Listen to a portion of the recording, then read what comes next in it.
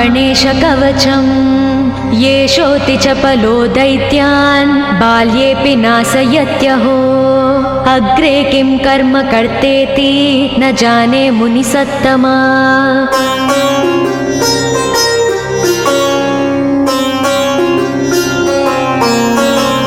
दैत्या नानाविधा दुष्टा साधुदेवद्रुमक्कला अतोऽस्य कण्ठे किञ्चित्यं रक्षां सम्बद्धुमर्णसि ध्यायेत् सिंहगतं विनायकममुं दिर्बाहुमध्ये युगे त्रात्रायां तु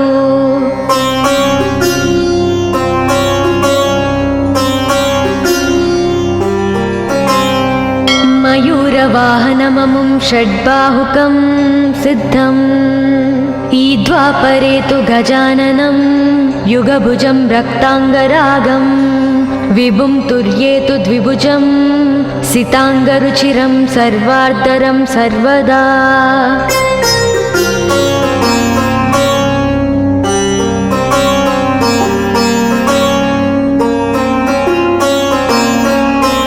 विनायकस्मिकां पातु परमात्मा परात्परः अतिसुन्दरकायस्तु मस्तकं सुमहोत्कटः ललाटं कश्यपः पातु भ्रूयुगं तु महोदरः नयने बालचन्द्रस्तु गजास्य श्रोष्ठपल्लवौ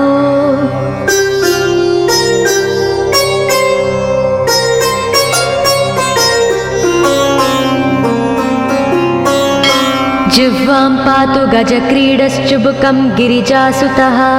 वाचं विनायकः पातु दन्तान् रक्षतु दुर्मुखः श्रवणौ पासपाणिस्तु नासिकां चिन्तितार्ददः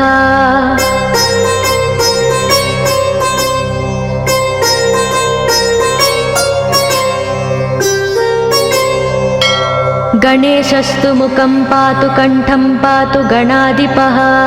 स्कन्दौ पातु गजस्कन्दः स्तने विघ्नविनाशनः हृदयं गणनादस्तु हेरम्बो जठरं महान् धराधरः पातु पार्ष्णौ पृष्ठं विघ्नहरस्मुभः लिङ्गं गुह्यं सदा पातु वक्रतुण्डो महाबलः गजक्रीडो जानुजङ्गो ऊरु मङ्गलकीर्तिमान् एकदन्तो महाबुद्धिः पादौ गुल्पौ सदावतु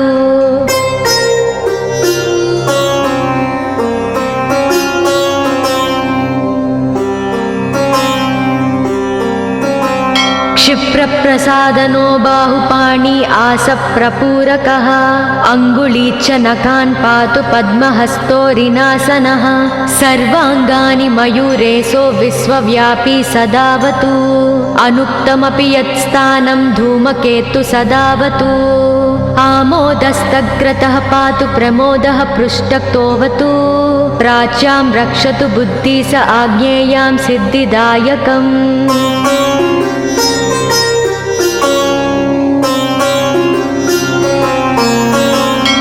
दक्षिणस्यामुमाप्लुतो नैव्युतां तु गणेश्वरः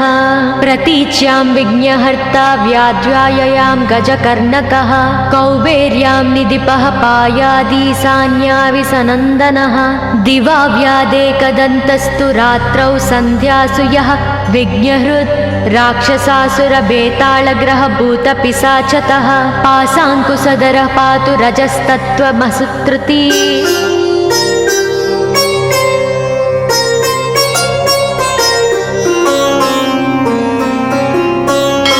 ज्ञानं धर्मं च लक्ष्मी च लज्जां कीर्तिं तदाकुलम् इव पूर्धनं च धान्यं च गृहं दारासु तान्नकीन् सर्वायुधधरः प्रातौन्मयूरेशो वतात् सदा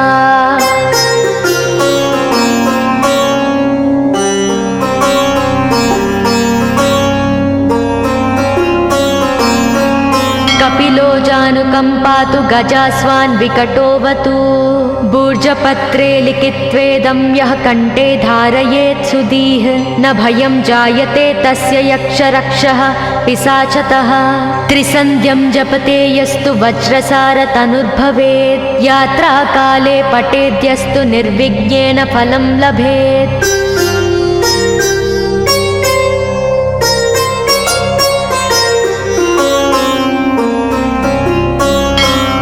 युद्धकाले पठेद्यस्तु विजयं चाप्नुयाद्ध्रुवम्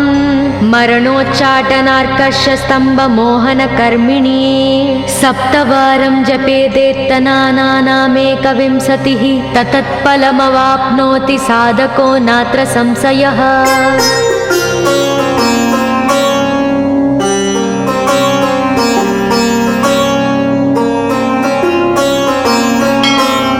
एकविंशतिवारं च पठेत्तावदिनानि यः कारागृहगतं सद्यो राज्ञा व्यजं च मोचयोत् राजदर्शनवेलायां पठेदेतत्त्रिवारतः स राजानं वंशं नीत्वा प्रकृतिर्च सम्भाञ्जयेत्। इदं गणेशकवचं कश्यपेन सविरितम्।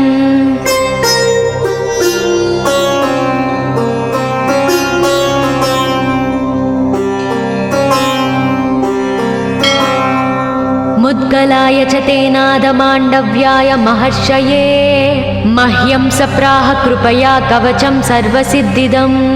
न देयं भक्तिहीनाय देहं श्रद्धावते शुभम् अनेनास्य कृता रक्षा न बाध्या स भवेद्व्याचेत् राक्षसासुरबेतालदैत्यदानवसम्भवाः।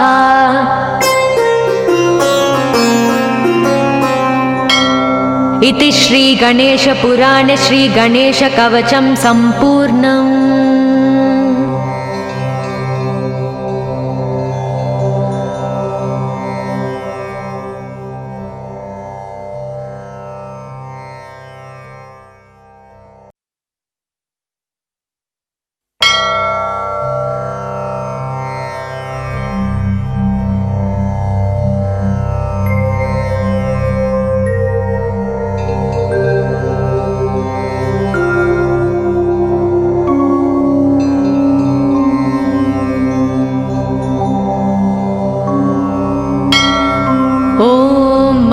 गणेशकवचम्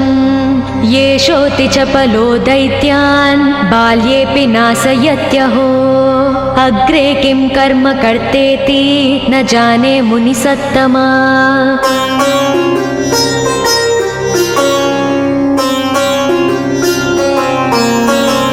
दैत्या नानाविधा दुष्टा साधुदेवद्रुमक्कला अतोऽस्य कण्ठे किञ्चित्यं रक्षां सम्बद्धुमर्णसि ध्यायेत् सिंहगतं विनायकममुं दिर्बाहुमध्ये युगे त्रात्रायां तु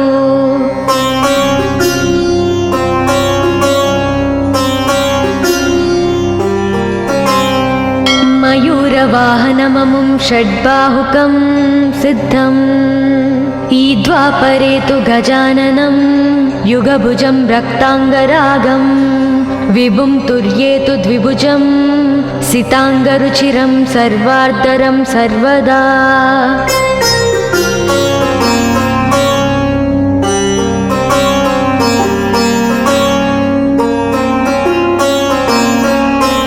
विनायकस्मिकां पातु परमात्मा परात्परः अतिसुन्दरकायस्तु मस्तकं सुमहोत्कटः ललाटं कश्यपः पातु भ्रूयुगं तु महोदरः नयने बालचन्द्रस्तु गजास्य श्रोष्ठपल्लवौ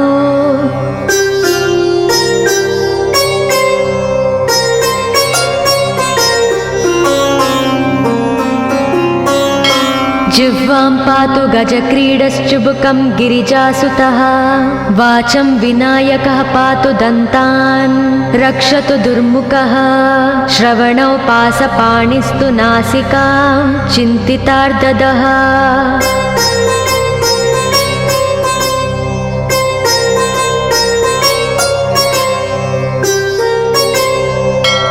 गणेशस्तु मुखं पातु कण्ठं पातु गणाधिपः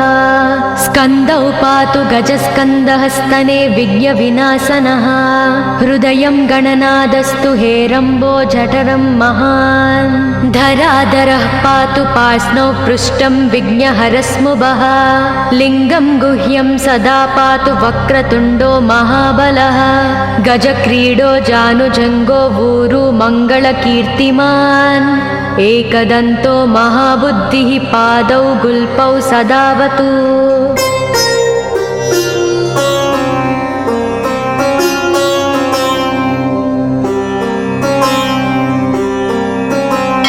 क्षिप्रप्रसादनो बाहुपाणि आसप्रपूरकः अङ्गुलीच्च नखान् पातु पद्महस्तोरिनासनः सर्वाङ्गानि मयूरेशो विश्वव्यापी सदावतु अनुक्तमपि यत्स्थानं धूमकेतु सदावतु आमोदस्तग्रतः पातु प्रमोदः पृष्ठक्तोऽवतु प्राच्यां रक्षतु बुद्धि स आज्ञेयां सिद्धिदायकम्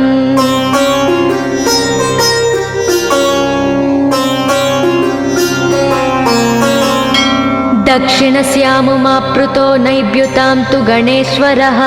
प्रतीच्यां विघ्नहर्ता व्याध्याययां गजकर्णकः कौबेर्यां निधिपः पायादीशान्याविसनन्दनः दिवा व्यादेकदन्तस्तु रात्रौ सन्ध्यासु यः विघ्नहृत् राक्षसासुरबेताళग्रहभूतपिशाचतः पासाङ्कुशधरः पातु रजस्तत्त्वमसुत्रुती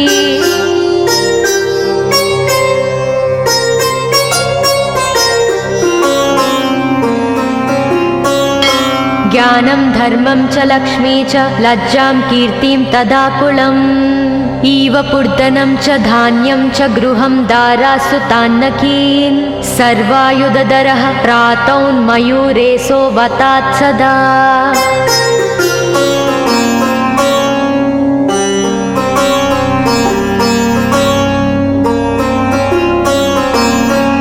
कपिलो जानुकम्पातु गजास्वान् विकटोऽवतु भूर्जपत्रे लिखित्वेदं यः कण्ठे धारयेत् सुधीः न भयं जायते तस्य यक्षरक्षः पिशाचतः त्रिसन्ध्यं जपते यस्तु वज्रसारतनुर्भवेत् यात्राकाले पठेद्यस्तु निर्विघ्नेन फलं लभेत्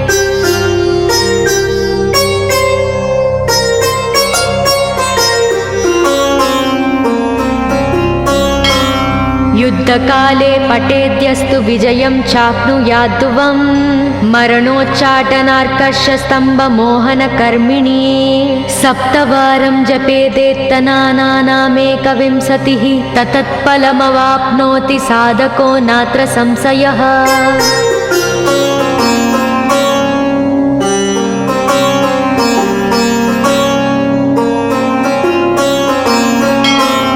एकविंशतिवारं च पठेत्तावदिनानि यः कारागृहगतं सद्यो राज्ञा व्यजं च मोचयोत् राजदर्शनवेलायां पठेदेतत्त्रिवारतः स राजानं वंशं नीत्वा प्रकृतिर्च सम्भां जयेत् इदं गणेशकवचं कश्यपेन सविरितम्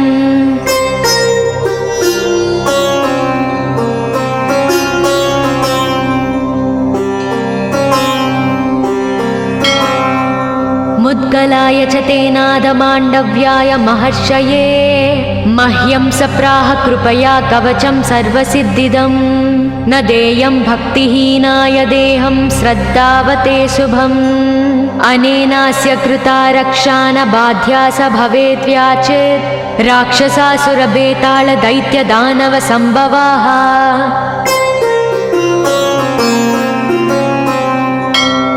इति श्री गणेशपुराणे श्री गणेशकवचं सम्पूर्णम्।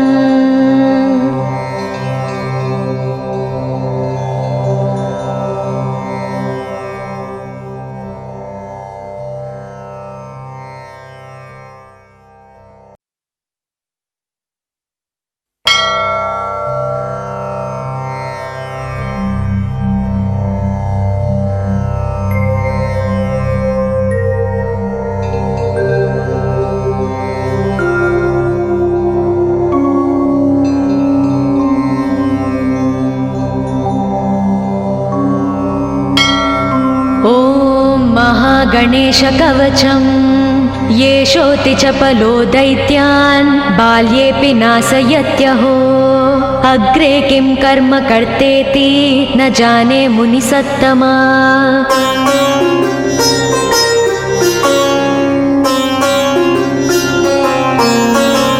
दैत्य दैत्या नानाविधा दुष्टा साधुदेवद्रुमक्कला अतोऽस्य कण्ठे किञ्चित्यं रक्षां सम्बद्धुमर्णसि ध्यायेत् सिंहगतं विनायकममुं दिर्बाहुमध्ये युगे त्रात्रायां तु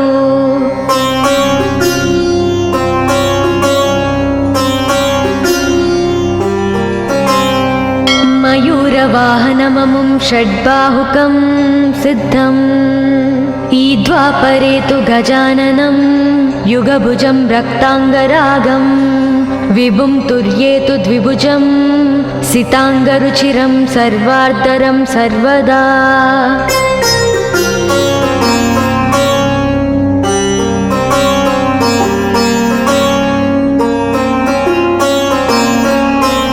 विनायकस्मिकां पातु परमात्मा परात्परः अतिसुन्दरकायस्तु मस्तकं सुमहोत्कटः ललाटं कश्यपः पातु भ्रूयुगं तु महोदरः नयने बालचन्द्रस्तु गजास्य श्रोष्ठपल्लवौ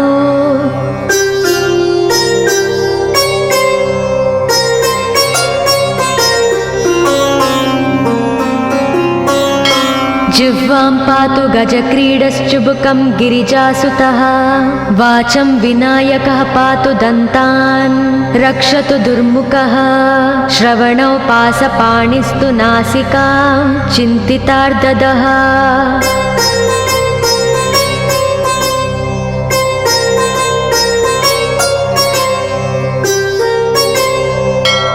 गणेशस्तु मुखं पातु कण्ठं पातु गणाधिपः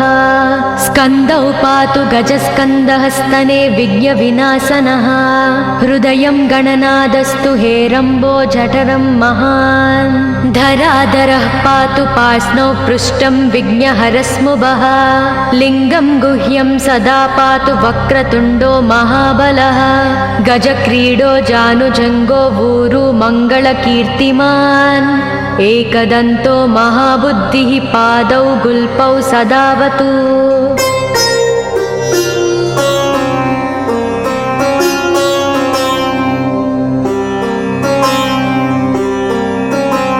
क्षिप्रप्रसादनो बाहुपाणि आसप्रपूरकः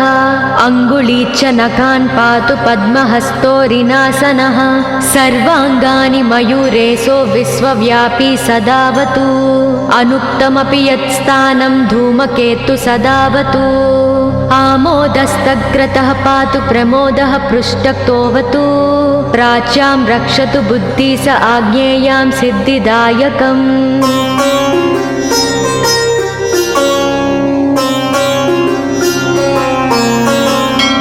दक्षिणस्यामुमाप्लुतो नैव्युतां तु गणेश्वरः प्रतीच्यां विघ्नहर्ता व्याध्याययां गजकर्णकः कौबेर्यां निधिपः पायादीशान्याविसनन्दनः दिवा व्यादेकदन्तस्तु रात्रौ सन्ध्यासु यः विघ्नहृत् राक्षसासुरबेताళग्रहभूतपिशाचतः पाशाङ्कुशधरः पातु रजस्तत्त्वमसुत्कृती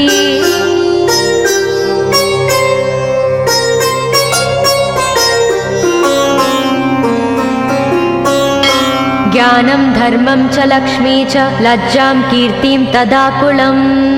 इव पूर्धनं च धान्यं च गृहं दारासु तान्नकीन् सर्वायुधधरः प्रातौन्मयूरेशो वतात् सदा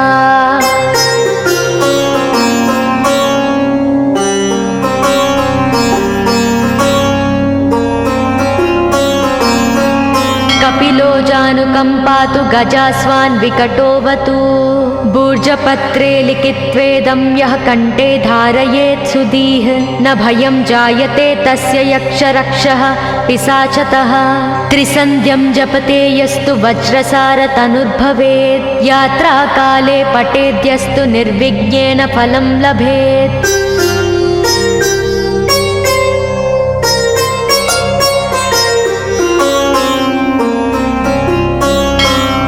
युद्धकाले पठेद्यस्तु विजयं चाप्नुयाद्ध्रुवम् मरणोच्चाटनार्कषस्तम्भमोहनकर्मिणी सप्तवारं जपेदेत्तनानामेकविंशतिः ततत्फलमवाप्नोति साधको नात्र संशयः।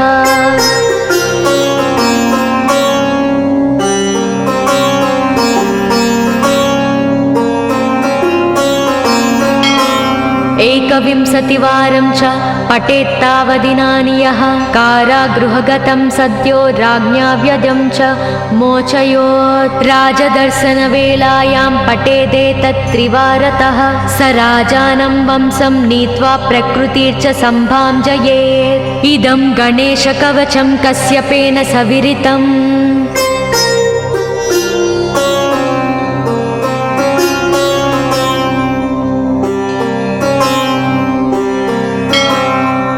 मुद्गलाय च तेनादमाण्डव्याय महर्षये मह्यं सप्राह कृपया कवचं सर्वसिद्धिदं न देयं भक्तिहीनाय देहं श्रद्धावते शुभम्। अनेनास्य कृता रक्षा न बाध्या स भवेद्व्याचेत् राक्षसासुरबेताल दैत्यदानव संभवाः।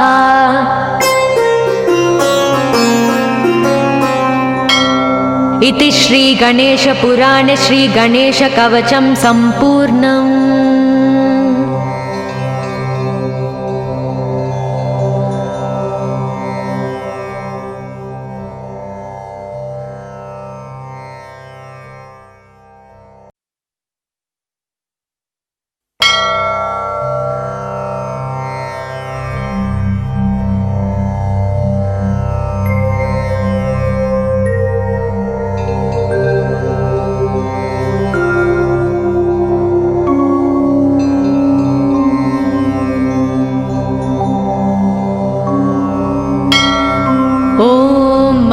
गणेशकवचं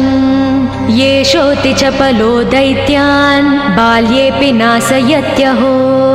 अग्रे किं कर्म कर्तेति न जाने मुनिसत्तमा।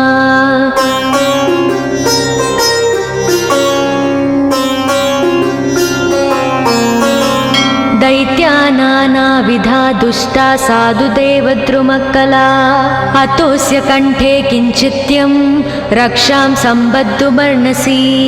ध्यायेत् सिंहगतं विनायकममुं दिर्बाहुमध्ये युगे त्रात्रायां तु।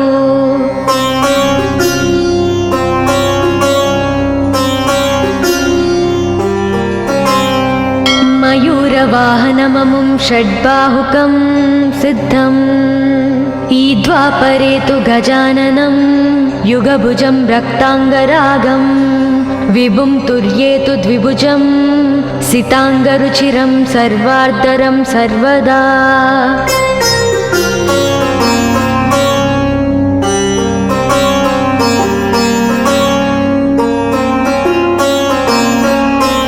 विनायकस्मिकां पातु परमात्मा परात्परः अतिसुन्दरकायस्तु मस्तकं सुमहोत्कटः। ललाटं कश्यपः पातु भ्रूयुगं तु महोदरः नयने बालचन्द्रस्तु गजास्य स्रोष्ठपल्लवौ।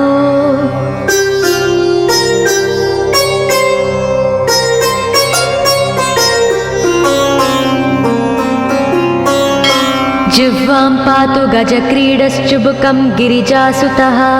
वाचं विनायकः पातु दन्तान् रक्षतु दुर्मुखः। श्रवणौ पासपाणिस्तु नासिकां चिन्तितार्ददः।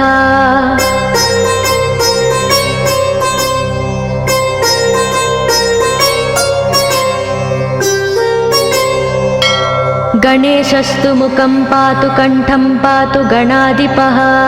स्कन्दौ पातु गजस्कन्दः स्तने विघ्नविनाशनः। हृदयं गणनादस्तु हेरम्बो जठरं महान्। धराधरः पातु पार्ष्णौ पृष्ठं विघ्नहरस्मुभः। लिङ्गं गुह्यं सदा पातु वक्रतुण्डो महाबलः।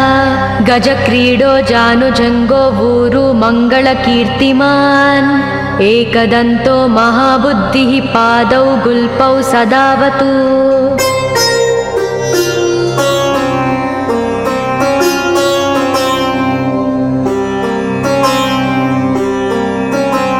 क्षिप्रप्रसादनो बाहुपाणि आसप्रपूरकः अङ्गुली च नखान् पातु पद्महस्तोरिनासनः सर्वाङ्गानि मयूरेशो विश्वव्यापी सदावतु अनुक्तमपि यत्स्थानं धूमकेतु सदावतु आमोदस्तग्रतः पातु प्रमोदः पृष्ठतोऽवतु प्राच्यां रक्षतु बुद्धि स आज्ञेयां सिद्धिदायकम्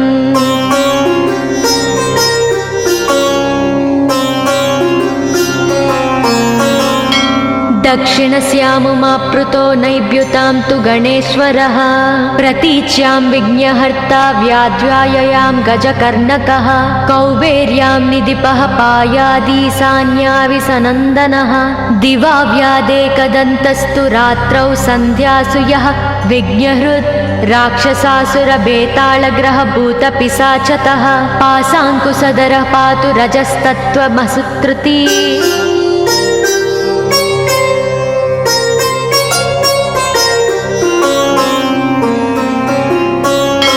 ज्ञानं धर्मं च लक्ष्मी च लज्जां कीर्तिं तदाकुलम् इव पूर्धनं च धान्यं च गृहं दारासु तान्नकीन् सर्वायुधधरः प्रातौन्मयूरेशो वतात् सदा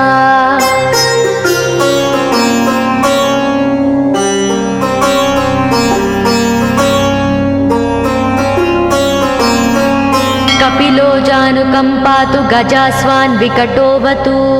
भूर्जपत्रे लिखित्वेदं यः कण्ठे धारयेत् सुधीः न भयं जायते तस्य यक्षरक्षः पिशाचतः त्रिसन्ध्यं जपते यस्तु वज्रसारतनुर्भवेत् यात्राकाले पठेद्यस्तु निर्विघ्नेन फलं लभेत्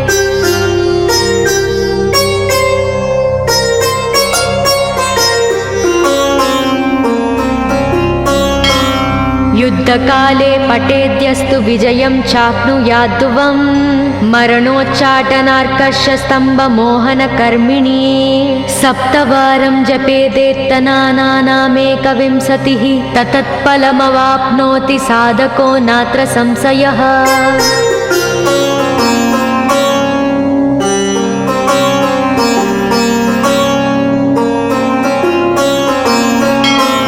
एकविंशतिवारं च पठेत्तावदिनानि यः कारागृहगतं सद्यो राज्ञा व्यजं च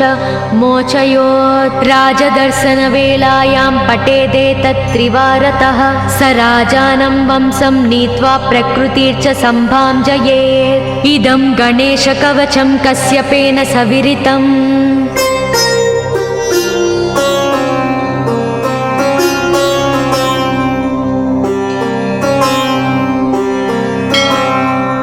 मुद्गलाय च तेनादमाण्डव्याय महर्षये मह्यं सप्राह कृपया कवचं सर्वसिद्धिदं न देयं भक्तिहीनाय देहं श्रद्धावते शुभम् अनेनास्य कृता रक्षा न बाध्या स भवेत् व्याचेत् राक्षसासुरबेताళदैत्यदानवसम्भवाः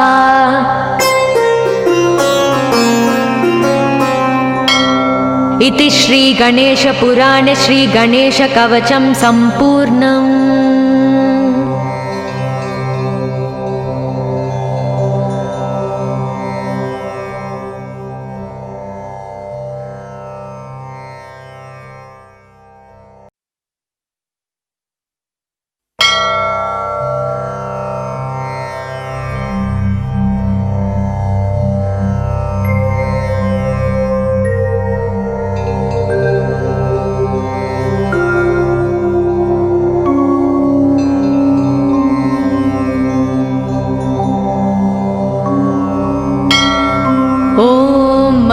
गणेशकवचम् येषोऽति चपलो दैत्यान् बाल्येऽपि नाशयत्यहो अग्रे किं कर्म कर्तेति न जाने मुनिसत्तमा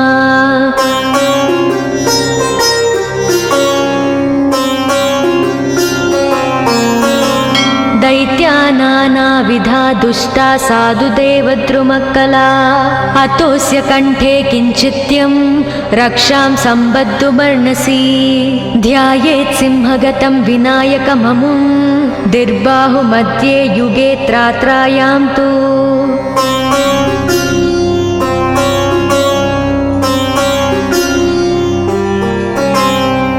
मयूरवाहनममुं षड्बाहुकं सिद्धम् ईद्वापरे तु गजाननं युगभुजं रक्ताङ्गरागं विभुं तुर्ये तु द्विभुजं सिताङ्गरुचिरं सर्वार्धरं सर्वदा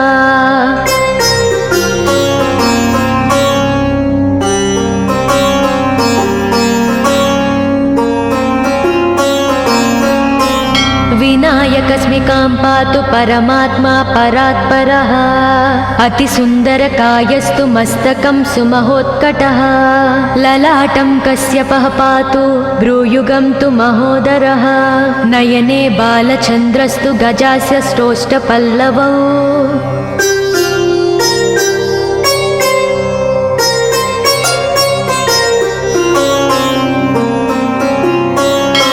जिह्वां पातु गजक्रीडश्चुबुकं गिरिजासुतः वाचं विनायकः पातु दन्तान् रक्षतु दुर्मुखः श्रवणौ पासपाणिस्तु नासिकां चिन्तितार्ददः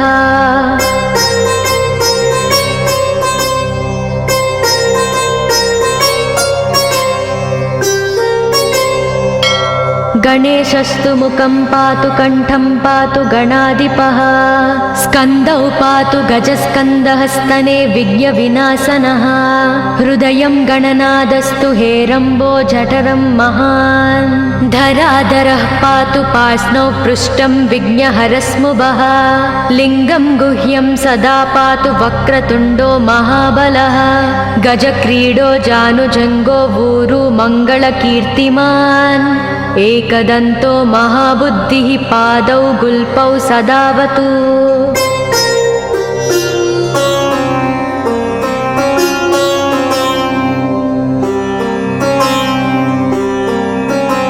क्षिप्रप्रसादनो बाहुपाणि आसप्रपूरकः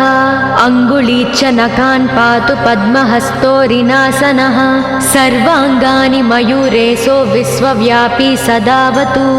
अनुक्तमपि यत्स्थानं धूमकेतु सदावतु आमोदस्तग्रतः पातु प्रमोदः पृष्ठतोऽवतु प्राच्यां रक्षतु बुद्धि स आज्ञेयां सिद्धिदायकम्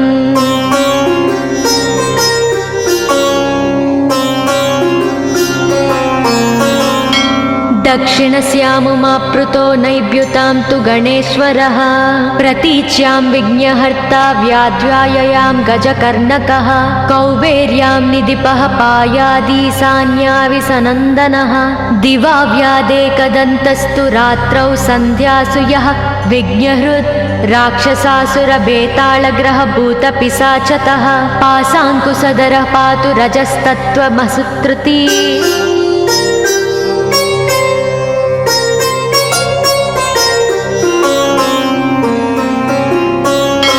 ज्ञानं धर्मं च लक्ष्मी च लज्जां कीर्तिं तदाकुलम् इव पूर्धनं च धान्यं च गृहं दारासु तान्नकीन् सर्वायुधधरः प्रातौन्मयूरेशो वतात् सदा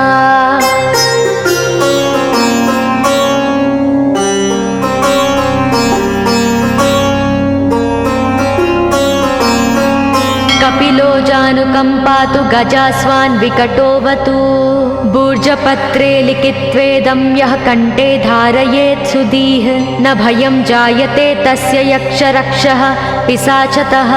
त्रिसन्ध्यं जपते यस्तु वज्रसारतनुर्भवेत् यात्राकाले पठेद्यस्तु निर्विघ्नेन फलं लभेत्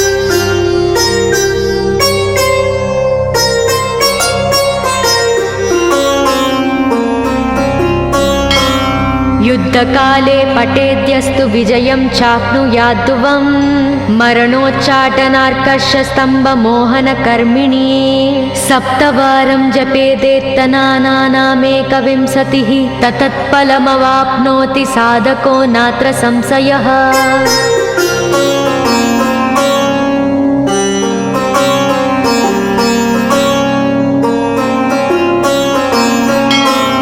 एकविंशतिवारं च पठेत्तावदिनानि यः कारागृहगतं सद्यो राज्ञा व्यजं च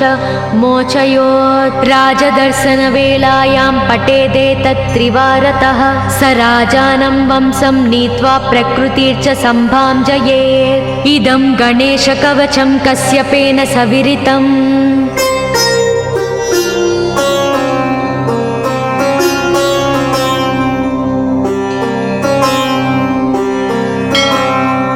मुद्गलाय च तेनादमाण्डव्याय महर्षये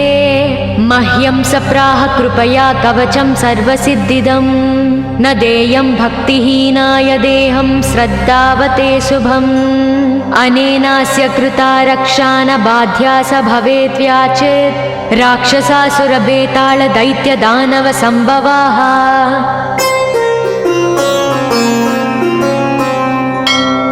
इति श्रीगणेशपुराणे श्रीगणेशकवचं सम्पूर्णम्।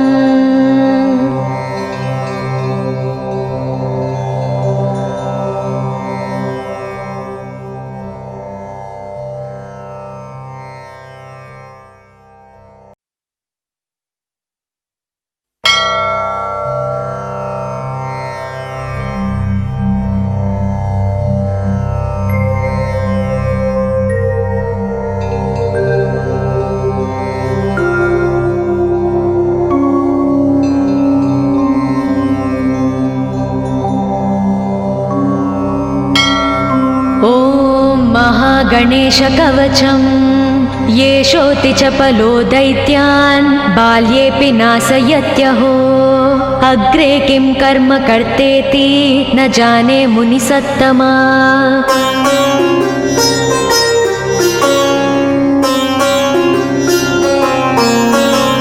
दैत्या नानाविधा दुष्टा साधुदेवद्रुमक्कला अतोऽस्य कण्ठे किञ्चित्यं रक्षां सम्बद्धुमर्णसि ध्यायेत् सिंहगतं विनायकममुं दिर्बाहुमध्ये युगे त्रात्रायां तु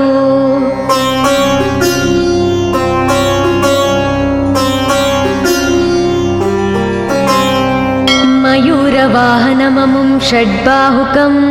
सिद्धम् ईद्वापरे तु गजाननं युगभुजं रक्ताङ्गरागं विभुं तुर्ये तु द्विभुजं सिताङ्गरुचिरं सर्वार्धरं सर्वदा।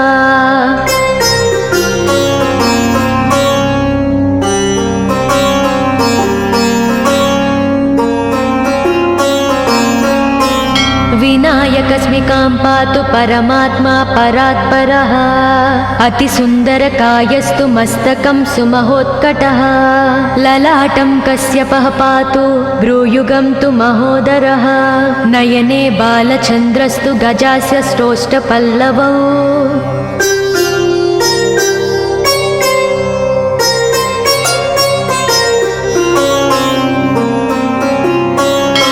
जिह्वां पातु गजक्रीडश्चुबुकं गिरिजासुतः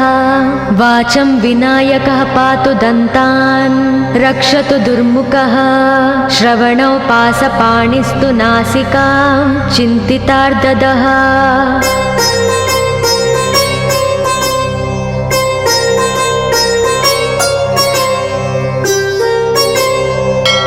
गणेशस्तु मुखं पातु कण्ठं पातु गणाधिपः स्कन्दौ पातु गजस्कन्दः स्तने विघ्नविनाशनः हृदयं गणनादस्तु हेरम्बो जठरं महान् धराधरः पातु पार्ष्णौ पृष्ठं विघ्नहरस्मुभः लिङ्गं गुह्यं सदा पातु वक्रतुण्डो महाबलः गजक्रीडो जानुजङ्गो ऊरु मङ्गलकीर्तिमान् एकदन्तो महाबुद्धिः पादौ गुल्पौ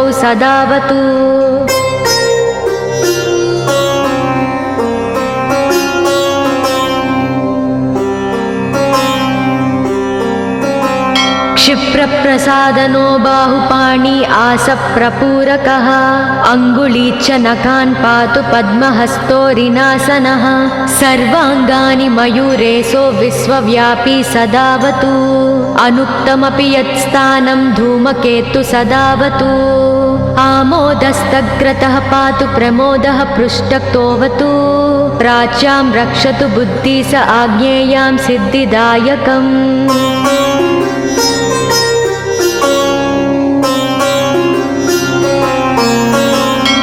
दक्षिणस्यामुमाप्लुतो नैव्युतां तु गणेश्वरः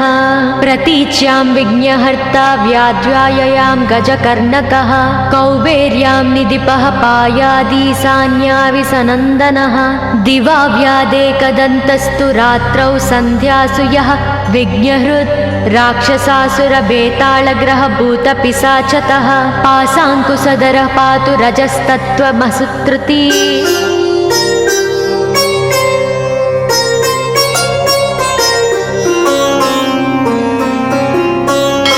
ज्ञानं धर्मं च लक्ष्मी च लज्जां कीर्तिं तदाकुलम् इव पूर्धनं च धान्यं च गृहं दारासु तान्नकीन् सर्वायुधधरः प्रातौन्मयूरेशो वतात् सदा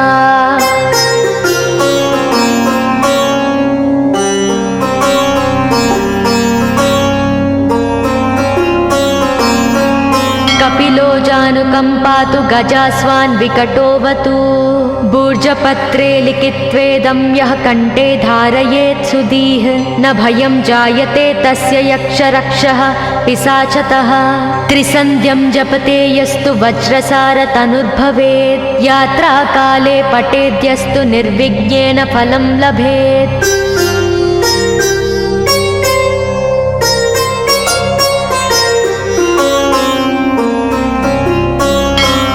युद्धकाले पठेद्यस्तु विजयं चाप्नुयाद्ध्रुवं मरणोच्चाटनार्कषस्तम्भमोहनकर्मिणी सप्तवारं जपेदेत्तनानामेकविंशतिः ततत्फलमवाप्नोति साधको नात्र संशयः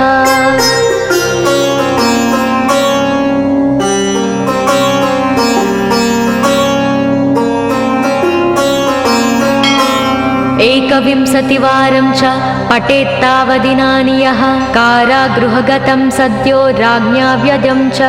मोचयोत् राजदर्शनवेलायां पठेदेतत्त्रिवारतः स राजानं वंशं नीत्वा प्रकृतिर्च सम्भां जयेत् इदं गणेशकवचं कश्यपेन सविरितम्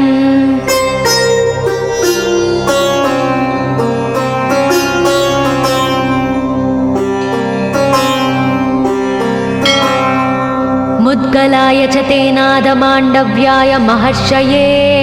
मह्यं सप्राह कृपया कवचं सर्वसिद्धिदं न देयं भक्तिहीनाय देहं श्रद्धावते शुभम्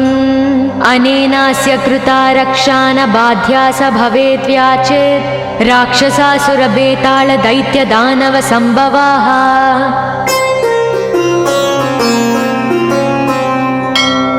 इति श्रीगणेशपुराणे श्रीगणेशकवचं सम्पूर्णम्।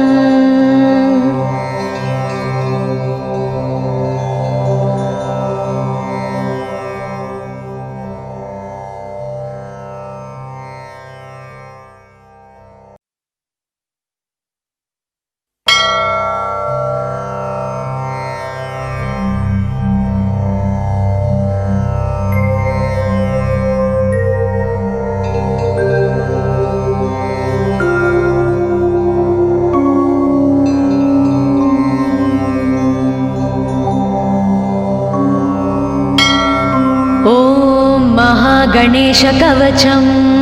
येषोऽति चपलो दैत्यान् बाल्येऽपि नाशयत्यहो अग्रे किं कर्म कर्तेति न जाने मुनिसत्तमा।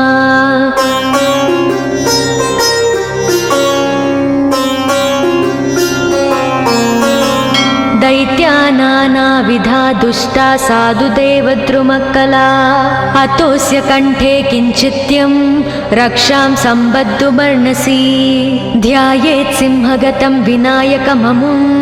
दिर्बाहुमध्ये युगे त्रात्रायां तु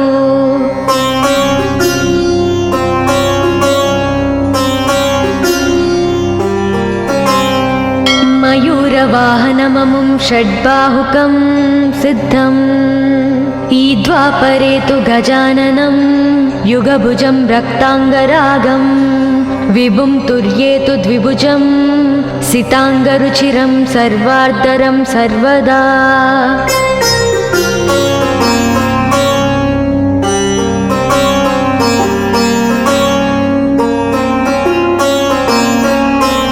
विनायकस्मिकां पातु परमात्मा परात्परः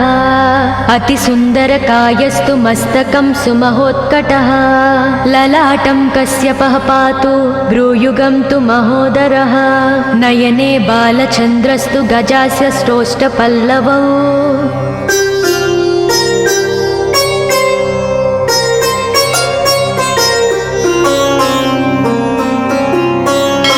जिह्वां पातु गजक्रीडश्चुबुकं गिरिजासुतः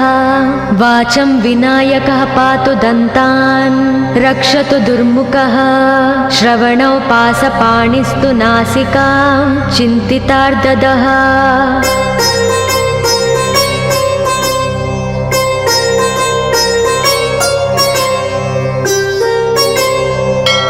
गणेशस्तु मुखं पातु कण्ठं पातु गणाधिपः स्कन्दौ पातु गजस्कन्दः स्तने विघ्नविनाशनः हृदयं गणनादस्तु हेरम्बो जठरं महान् धराधरः पातु पार्ष्णौ पृष्ठं विघ्नहरस्मुभः लिङ्गं गुह्यं सदा पातु वक्रतुण्डो महाबलः गजक्रीडो जानुजङ्गो ऊरु मङ्गलकीर्तिमान् एकदन्तो महाबुद्धिः पादौ गुल्पौ सदावतु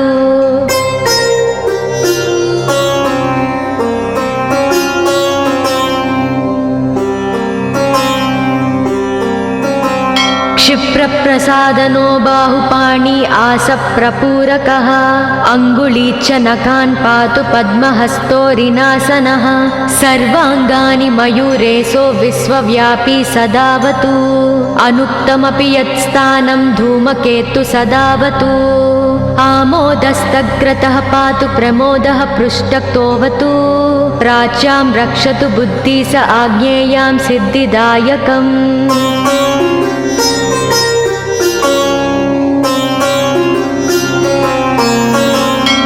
दक्षिणस्यामुमाप्लुतो नैव्युतां तु गणेश्वरः प्रतीच्यां विघ्नहर्ता व्याध्याययां गजकर्णकः कौबेर्यां निधिपः पायादीशान्याविसनन्दनः दिवा व्यादेकदन्तस्तु रात्रौ सन्ध्यासु यः विघ्नहृत् राक्षसासुरबेताళग्रहभूतपिशाचतः पाशाङ्कुशधरः पातु रजस्तत्त्वमसुकृती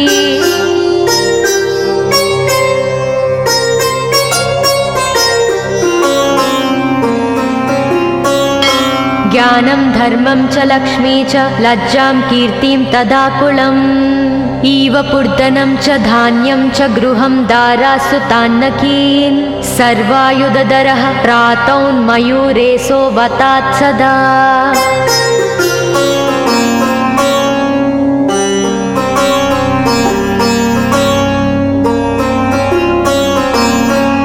कपिलो जानुकं पातु गजास्वान् विकटोऽवतु भूर्जपत्रे लिखित्वेदं यः कण्ठे धारयेत् सुधीः न भयं जायते तस्य यक्षरक्षः पिशाचतः त्रिसन्ध्यं जपते यस्तु वज्रसारतनुर्भवेत् यात्राकाले पठेद्यस्तु निर्विघ्नेन फलं लभेत्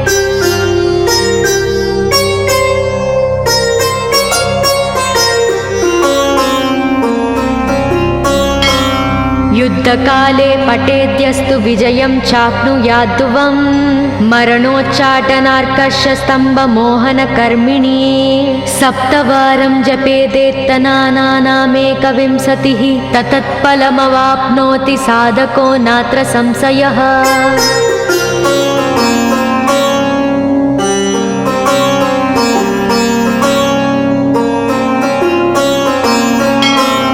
एकविंशतिवारं च पठेत्तावदिनानि यः कारागृहगतं सद्यो राज्ञा व्ययं च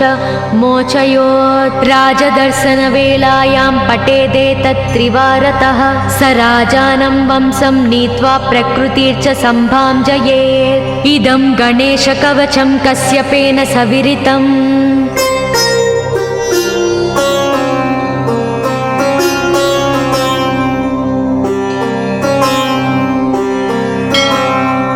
मुद्गलाय च तेनादमाण्डव्याय महर्षये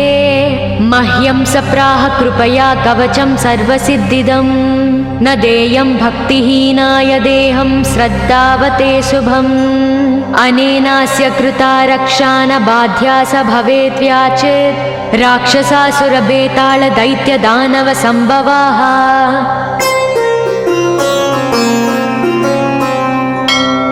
इति श्रीगणेशपुराणे श्रीगणेशकवचं सम्पूर्णम्।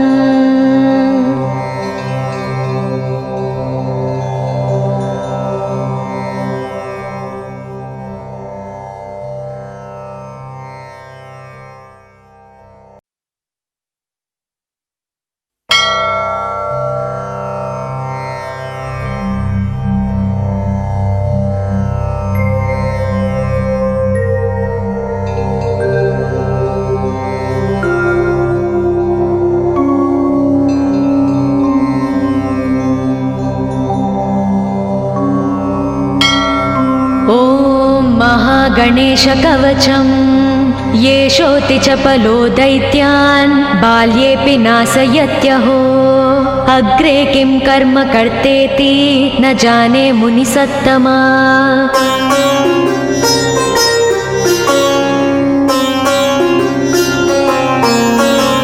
दैत्या नानाविधा दुष्टा साधुदेवद्रुमक्कला अतोऽस्य कण्ठे किञ्चित्यं रक्षां सम्बद्धुमर्णसि ध्यायेत् सिंहगतं विनायकममुं दिर्बाहुमध्ये युगे त्रात्रायां तु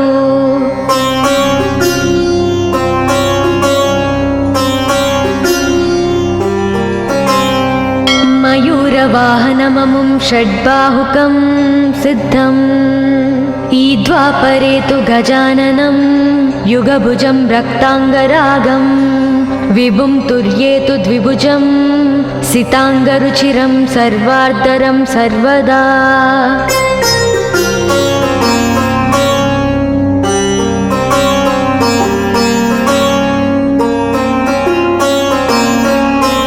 विनायकस्मिकां पातु परमात्मा परात्परः अतिसुन्दरकायस्तु मस्तकं सुमहोत्कटः ललाटं कश्यपः पातु भ्रूयुगं तु महोदरः नयने बालचन्द्रस्तु गजास्य श्रोष्ठपल्लवौ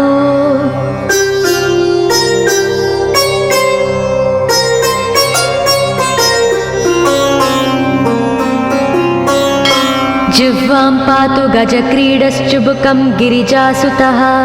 वाचं विनायकः पातु दन्तान् रक्षतु दुर्मुखः श्रवणौ पासपाणिस्तु नासिकां चिन्तितार्ददः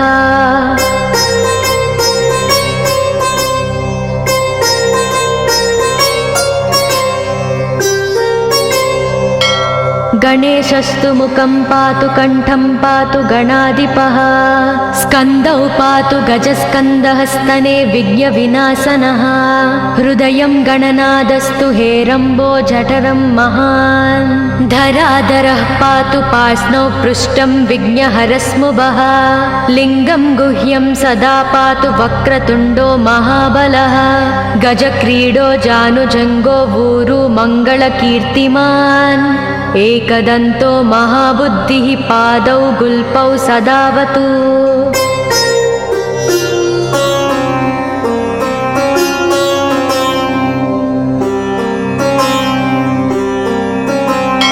क्षिप्रप्रसादनो बाहुपाणि आसप्रपूरकः अङ्गुलीच्च नखान् पातु पद्महस्तोरिनासनः सर्वाङ्गानि मयूरेशो विश्वव्यापी सदावतु अनुक्तमपि यत्स्थानं धूमकेतु सदावतु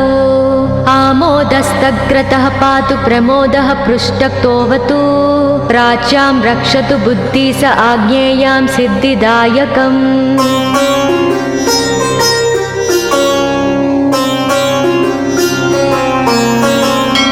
दक्षिणस्यामुमाप्लुतो नैव्युतां तु गणेश्वरः प्रतीच्यां विघ्नहर्ता व्याध्याययां गजकर्णकः कौबेर्यां निधिपः पायादीशान्याविसनन्दनः दिवा व्यादेकदन्तस्तु रात्रौ सन्ध्यासु यः विघ्नहृत् राक्षसासुरबेतालग्रहभूतपिशाचतः पाशाङ्कुशधरः पातु रजस्तत्त्वमसुत्रुती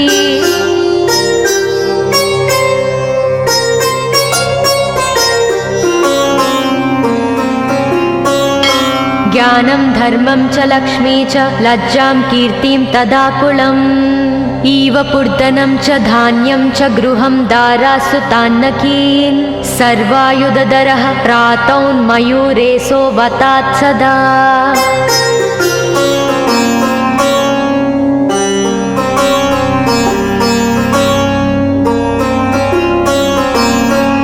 कपिलो जानुकम्पातु गजास्वान् विकटोऽवतु भूर्जपत्रे लिखित्वेदं यः कण्ठे धारयेत् सुधीः न भयं जायते तस्य यक्षरक्षः पिशाचतः त्रिसन्ध्यं जपते यस्तु वज्रसारतनुर्भवेत् यात्राकाले पठेद्यस्तु निर्विघ्नेन फलं लभेत्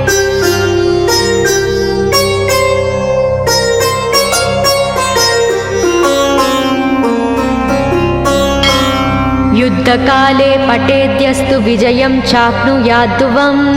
मरणोच्चाटनार्कषस्तम्भमोहनकर्मिणी सप्तवारं जपेदेत्तनानामेकविंशतिः ततत्फलमवाप्नोति साधको नात्र संशयः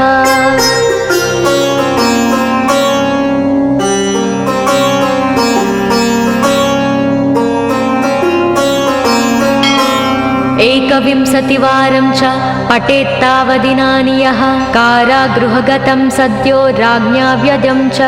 मोचयोत् राजदर्शनवेलायां पठेदेतत्त्रिवारतः स राजानं वंशं नीत्वा प्रकृतिर्च सम्भाञ्जयेत् इदं गणेशकवचं कश्यपेन सविरितम्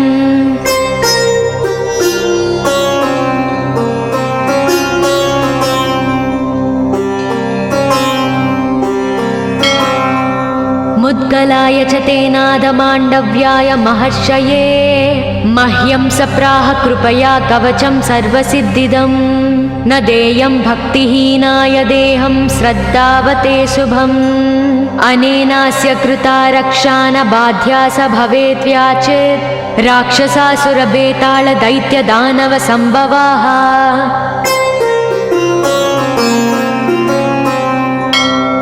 इति श्रीगणेशपुराणे श्रीगणेशकवचं सम्पूर्णम्।